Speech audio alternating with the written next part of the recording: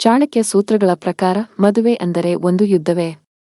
ಹೆಂಡತಿ ಯಾವಾಗಲೂ ಪ್ರಕರಣಗಳನ್ನು ಹಾಕುತ್ತಾ ಎಲ್ಲಾ ವಿಷಯಗಳನ್ನು ನಿಯಂತ್ರಿಸಿಕೊಳ್ಳಲು ಪ್ರಯತ್ನಿಸಿದರೆ ಮನೆಯಲ್ಲಿ ಕಲಹ ತಪ್ಪದೇ ಬರುತ್ತದೆ. ಕೊನೆಗೆ ಅದು ಎಲ್ಲವನ್ನೂ ನಾಶಮಾಡುತ್ತದೆ. ಪ್ರಮುಖ ಲಕ್ಷಣವೆಂದರೆ ಹೆಂಡತಿ ಯಾವಾಗಲೂ ದೂರು ಹೇಳುತ್ತಾ ಜಗಳ ಮಾಡುತ್ತಾ ಇದ್ದರೆ ಜೀವನ ತುಂಬಾ ಕಷ್ಟವಾಗುತ್ತದೆ. ಆದರೆ ಹೆಂಡತಿ ಹೊಂದಿಕೊಳ್ಳುತ್ತಾ ಅರ್ಥ ಮಾಡಿಕೊಂಡರೆ ಜೀವನ ತುಂಬಾ ಸುಲಭವಾಗುತ್ತದೆ. ಹೀಗಾಗಿ ಮೊದಲ ಪಾಠ, ಜಾಸ್ತಿ ಬೇಡಿಕೆ ಇಡುವ ಹೆಂಡತಿ ಮನೆಯಲ್ಲಿ ದುಃಖ, ಒತ್ತಡ ತರುತ್ತಾಳೆ. ಎರಡನೇ ಪಾಠ, ಸಣ್ಣ ವಿಷಯಗಳಿಗೂ ಕೋಪಗೊಳ್ಳುವ ಹೆಂಡತಿಯನ್ನು ಹೊಂದಿದ್ದರೆ ಜೀವನ ಕಷ್ಟಕರ. ಆದರೆ ಸಂತೋಷವಾಗಿ ಇರುವ ಹೆಂಡತಿ ಪರಿಸ್ಥಿತಿಯನ್ನು ಸುಧಾರಿಸುತ್ತದೆ. ಹೆಂಡತಿ ಕೋಪದಿಂದ ತನ್ನ ಗಂಡನನ್ನು ನಿಯಂತ್ರಿಸಲು ಹೆಚ್ಚು ಪ್ರಯತ್ನಿಸಿದರೆ ಗಂಡ ಶಾಂತವಾಗಿರಲಾರ. ಇದರಿಂದ ಮದುವೆಯಲ್ಲಿ ದೊಡ್ಡ ಒತ್ತಡ ಬರುತ್ತದೆ. ಚಾಣಕ್ಯನು ಹೇಳಿದಂತೆ ಹೆಂಡತಿಯ ಸ್ವಭಾವ ಪರಿಸ್ಥಿತಿಗಳ ಆಧಾರದ ಮೇಲೆ ಬದಲಾಗಬಹುದು.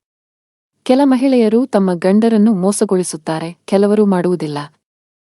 ಗಂಡನು ತನ್ನ ಹೆಂಡತಿಯ ವರ್ತನೆಗೆ ಎಚ್ಚರಿಕೆಯಿಂದ ಇರಬೇಕು ಮತ್ತು ತನ್ನ ತೃಪ್ತಿಯನ್ನು ಪಡೆಯಬೇಕು. ಅದೇ ರೀತಿ ಹೆಂಡತಿ ಸೋಮಾರಿತನದಿಂದ ಅಥವಾ ಜಾಗ್ರತೆ ಇಲ್ಲದೆ ವರ್ತಿಸಿದರೆ ಗಂಡನಿಗೆ ತಕ್ಷಣದ ಸಂತೋಷ ಸಿಗುವುದಿಲ್ಲ.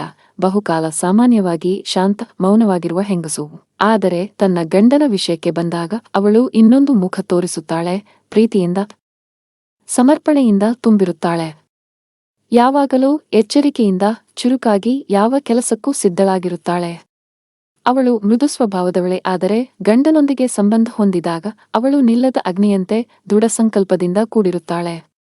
ಒಮ್ಮೆ ಆರಂಭಿಸಿದರೆ ನಿಲ್ಲದ, ಸಂಪೂರ್ಣವಾಗಿ ತೊಡಗಿಸಿಕೊಂಡು ತನ್ನ ಪಾತ್ರದಲ್ಲಿ ಚೈತನ್ಯದಿಂದ ಇರುವವಳು.